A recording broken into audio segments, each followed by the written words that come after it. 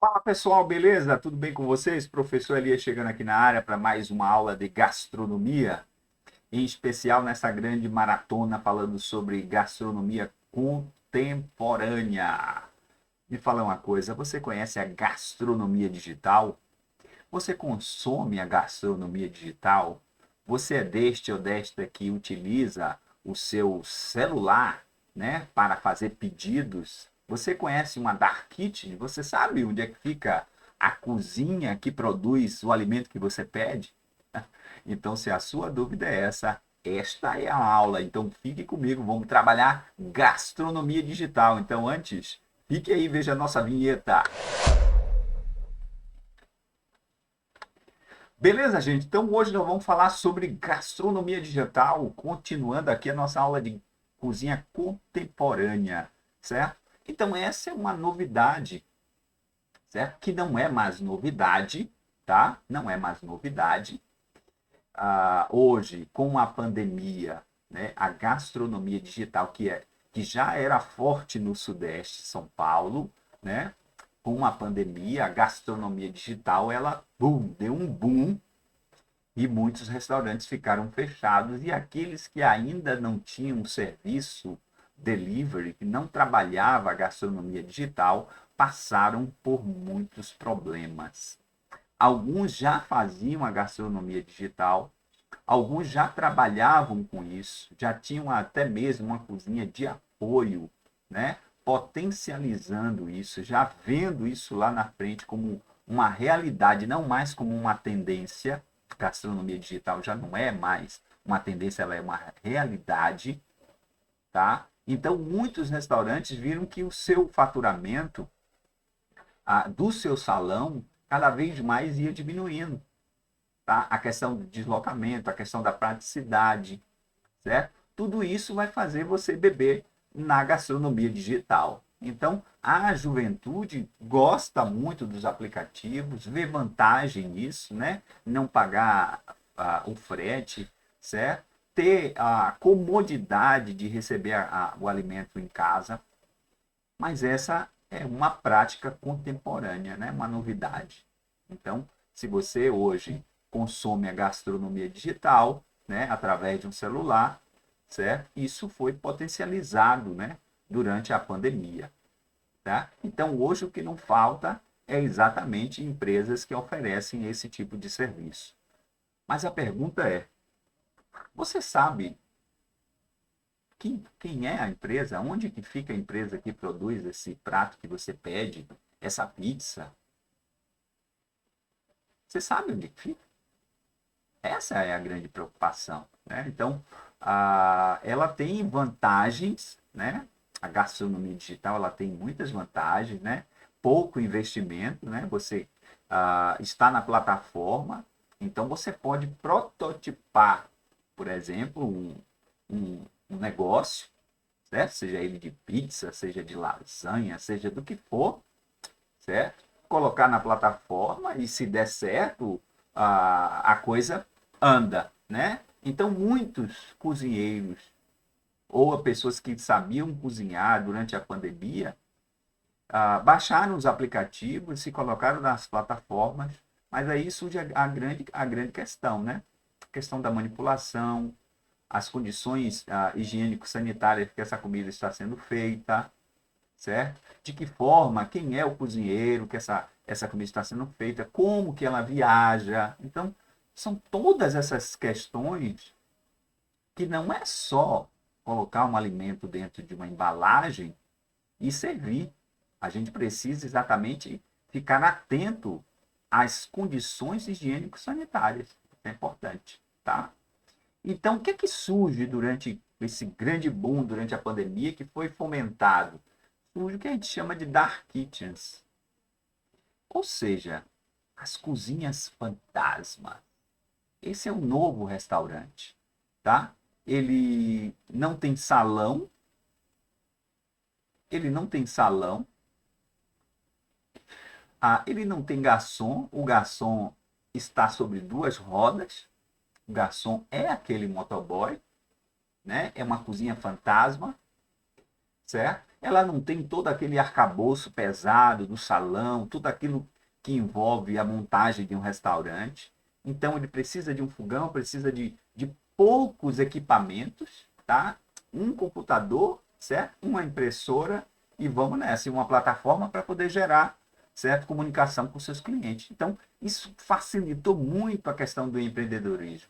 Então a Dark Kitchens, tá?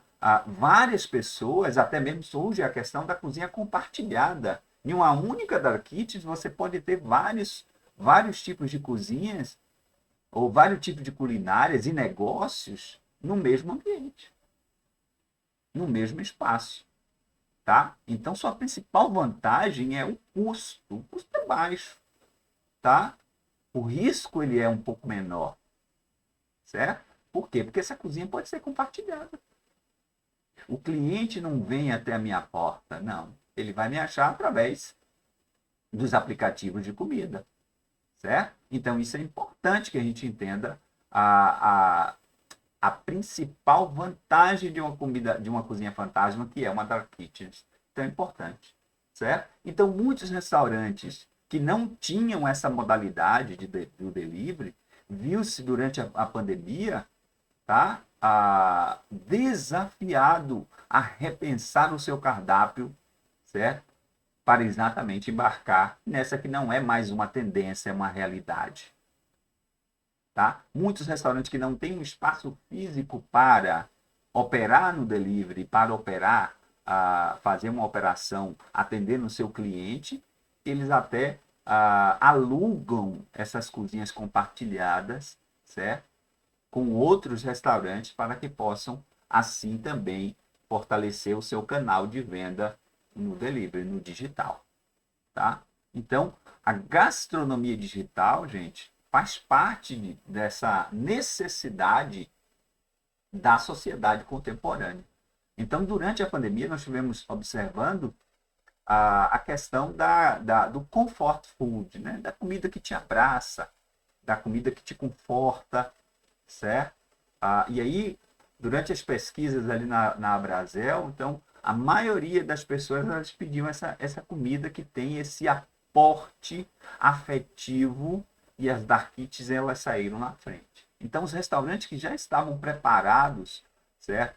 Para essa transição para a gastronomia digital, eles tiveram certas vantagens, tá?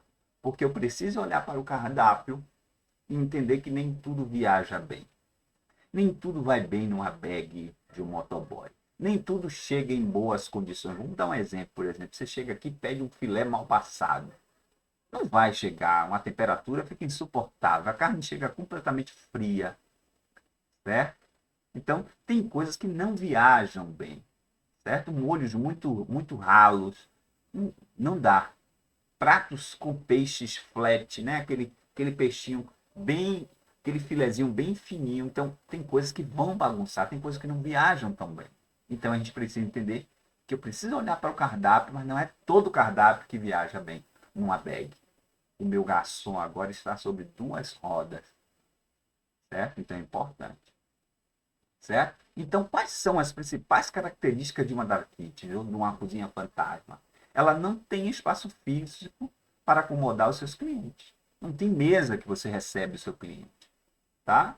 Então, logo, o custo operacional ele cai, certo? Ela é integrada. Como é que o cliente me acha? Ela é integrada a aplicativos de terceiros, as famosas plataformas que vão exatamente agregar isso, certo? Ela pode abranger um restaurante ou um grupo de marcas, que aí vai ser fantástico isso, certo? Você compartilha um espaço, certo? Quem já tem uma marca consolidada, certo? Para os públicos mais tradicionais, por exemplo, eu vou pedir em marcas que eu já conheço, tá? Por conta da questão das condições higiênico-sanitárias. Marcas que eu não conheço, infelizmente, eu não vou arriscar nesse momento, tá? E aí, é importante que a gente entenda isso aí, certo? Os funcionários, você tem custos, né, reduzidos, como, por exemplo, garçom. Muitos custos são reduzidos. Então, funciona como uma unidade de produção, né? Compartilha o espaço, esse espaço é compartilhado, certo? E os custos dessa operação também ela é compartilhada. As instalações, certo? E os equipamentos precisam ser modernos, novos, as embalagens, tá?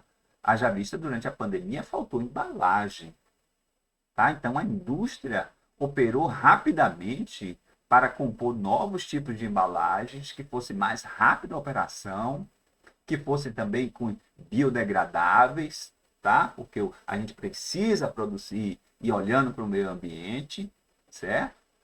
Com custos mais baixos.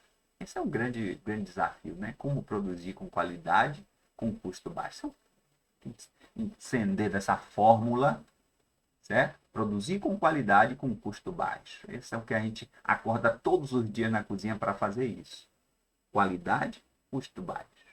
Qualidade, custo baixo. Certo? E a grande diferença é exatamente, ela é direcionada ao delivery, certo? O seu garçom está sobre duas rodas, certo? Então a gente precisa entender sobre isso. Então, a gastronomia digital, ela veio exatamente para ficar, tá? Veio para ficar, tá? A sociedade já está completamente adaptada, certo?